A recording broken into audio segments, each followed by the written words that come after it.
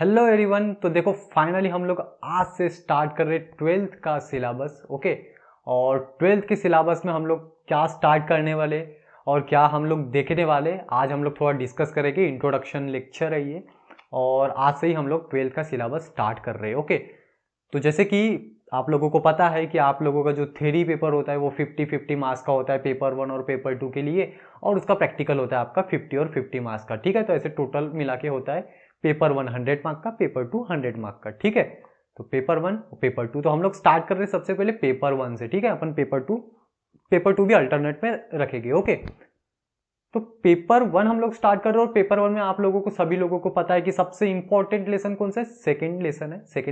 Third lesson C plus plus. Okay, तो C plus plus सबसे important lesson है और काफी मार्क्स वो कवर करता है। ओके, 41 मार्क्स ऐसे समथिंग वो कवर करता है ऑल ओवर पेपर में। तो मैं आप लोगों को सबसे पहले सिलेबस बता देता हूँ कि क्या क्या है आप लोगों को पेपर 1 में। ठीक है, एक बार बस आप लोग ओवरव्यू देख लो। तो देखिए मेरे हाथ में आपका सिलेबस है। तो जैसे पेपर 1 है आप लोगों का, ट्वेल्थ क्लास का पेपर 1। ठीक है, पेपर 1 में आप लोगों को पहला चैप्टर है ऑपरेटिंग सिस्टम। ठीक है, ये जो लेसन है ये सारा थ्योरी से रिलेटेड है, जो कि अपन सबसे लास्ट में पढ़ेंगे। ठीक है, ये अपन सबसे लास्ट पे पढ़ेंगे वाला चैप्टर। और सेकंड चैप्टर है डेटा स्ट्रक्चर। इंपॉर्टेंट लेसन है और इसका एल्गोरिथम्स आप लोगों को एग्जाम में काफी पूछे गए। तो ठीक है, सेकंड लेसन रहेगा आपका data structure. Okay, data structure. Data structure के बाद में आपका रहेगा third lesson C plus plus. C plus plus हमने पढ़े 11th में भी, 12th में भी पढ़ रहे, तो 11th में हमको था बेसिक। अब यहाँ पे देखना है ऊप्स के कंसेप्ट, ऑब्जेक्ट ओरिएंटेड प्रोग्रामिंग हम लोगों को इसमें पढ़नी है। ठीक है, देन फोर्थ लेसन इसमें रहेगा आप लोगों का HTML।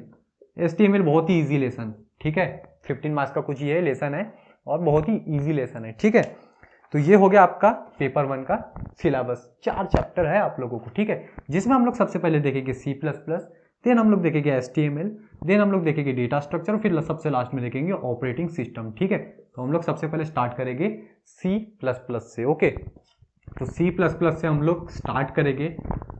ओके, तो सी प्लस प्लस आप लोगों ने शायद इसके पहले अगर आप लोगों ने मेरे वीडियोस अगर फॉलो किए होंगे तो आप लोगों को जरूर सी प्लस प्लस के बारे में पता होगा। ठीक है, और सभी लोगों को पता होना चाहिए क्योंकि आप लोग हो अभी 12th क्लास में। ओके, तो सी प्लस प्लस जो लेसन है बेसिक है आप लोगों को 11th में, और 12th क्लास में आप लोगों को एडवांस में थोड़ा। ओके, तो सी प्लस प्लस में सबसे इंपॉर्टेंट चीज अगर मैं आप लोगों को बताऊं तो वो है 11th का पार्ट। ठीक है, 11th में आप लोगों को अगर समझा है तो आप लोगों को 12th में भी इजीली समझ में आ जाएगा। ठीक है, और सबसे ज्यादा मार्क्स कवर करता है आपका सी प्लस प्लस। ठीक है, जो लास्ट में जो क्वेश्चन नंबर 5 जो आता है ना, जो 5 मार्क्स वाले क्वेश्चन रहते हैं, वहां पे भी सी प्लस प्लस के ही 2 क्वेश्चन रहते हैं। ठीक है, और एक HTML का रहता है, ऐसे और में वो रहते।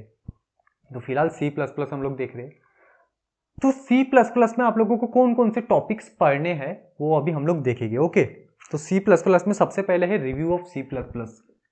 Review of C plus plus. अब ये जो review of C plus plus है ना, ये जो review of C plus plus है, ये रिव्यू एक सेकेंड ना। तो देखिए जैसे कि पिछले साल क्या हुआ था कि 25% जो सिलेबस है वो रिड्यूस करने में आया था। ओके, तो उसमें जो review of C plus plus है ना, ये उन्होंने रिड्यूस कर दिए थे।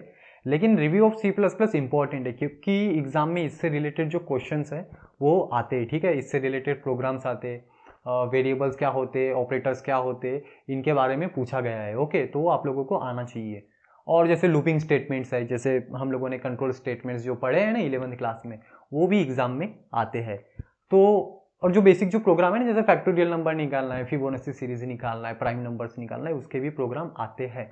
तो इसीलिए review of C plus plus important topic है। ओके, अब ये जो review of C plus plus है ना, वो मैं स्टार्ट नहीं करने वाला हूँ अभी 12th क्लास में। ठीक है, क्योंकि अगर हम लोग ये करने जाएंगे तो काफी समय हो जाएगा। ठीक है, तो review of C plus plus के लिए आप लोग क्या करोगे, आप लोग 11th के कुछ लेक्चर्स देख लोगे या फिर 11th की आप लोग एक बार बुक निकाल के देख लोगे। ठीक है, इसमें इंपॉर्टेंट चीज मैं आप लोगों को बता देता हूँ आप लोगों को क्या क्या पढ़ने होंगे। सबसे पहले तो सी प्लस प्लस क्या होता है वो आप लोगों को जानना होगा, सी प्लस प्लस क्या है। देन उसके बाद में वेरिएबल्स। ठीक है, सी प्लस प्लस आपकी एक प्रोग्रामिंग लैंग्वेज है। फिर ये जो वेरिएबल्स वगैरह जो आते हैं ना, ये सारे उसके क्या है, उसकी सामग्री है। ठीक है, उसके इंग्रेडिएंट्स है जिससे हम लोग सी प्लस प्लस में प्रोग्रामिंग करते हैं, सॉफ्टवेयर बनाते हैं। ओके, तो वेरिएबल्स हम लोगों को पढ़ने पड़ेंगे, ऑपरेटर्स पढ़ने पड़ेंगे। इंपॉर्टेंट चीज मैं आप लोगों को बताता हूँ। ठीक है, वेरिएबल्स पढ़ लेंगे, ऑपरेटर्स पढ़ लेंगे, बेसिक प्रोग्राम्स देखेंगे। ठीक है, बेसिक प्रोग्राम्स, इसमें और भी चीजें हैं।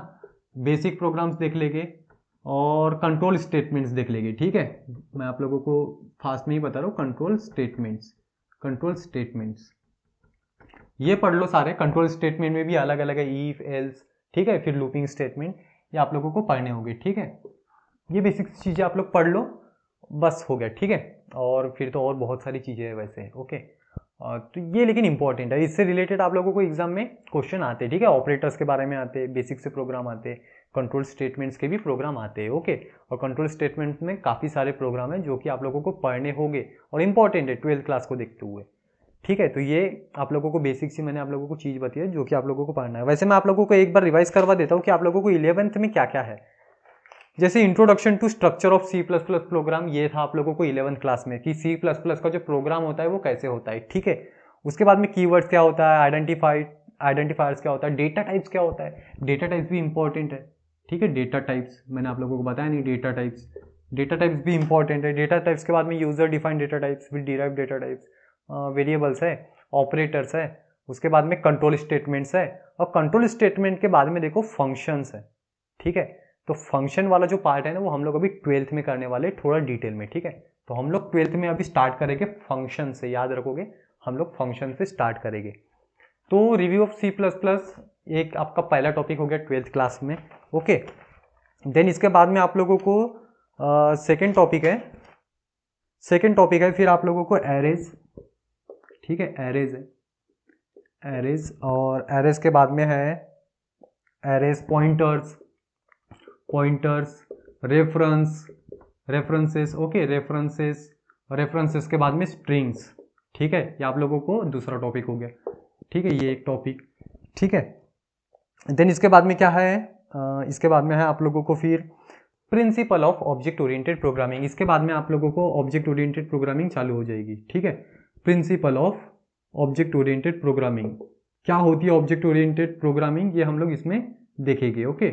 Object oriented programming, okay,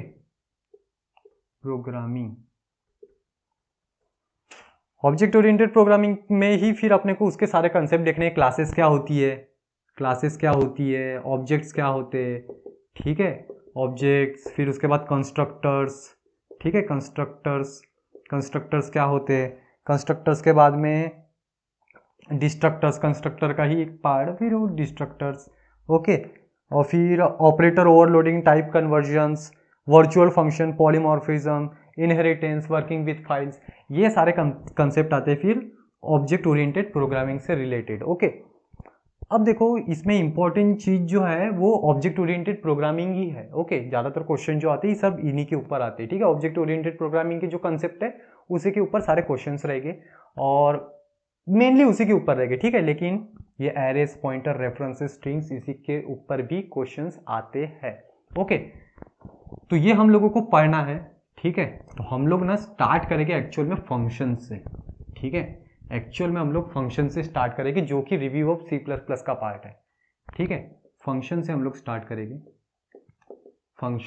start करेंगे, इसके पहले फंक्शन के पहले मैं आप लोगों को बताऊंगा बेसिक सा स्ट्रक्चर कराऊंगा और बस एक लेक्चर में नहीं, क्या थोड़ा सा 5-10 मिनट में एक रिवाइज करवा दूंगा आप लोगों को थोड़ा सा पार्ट, जिससे आप लोगों को फंक्शन को पढ़ने में आसानी जाएगी, ठीक है। और फिर हम लोग चालू करेंगे फंक्शन से, ठीक है। और फंक्शन इंपॉर्टेंट पार्ट है, सभी लोगों को आना चाहिए, ठीक है।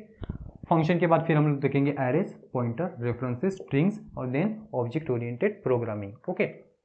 तो आज के लिए मैंने अभी आप लोगों को बता दिया सिंपल सा सिलेबस, और फंक्शन से हम लोग स्टार्ट करने वाले हैं और फंक्शन के बाद में फिर एरेज, पॉइंटर, रेफरेंसेस, स्ट्रिंग्स।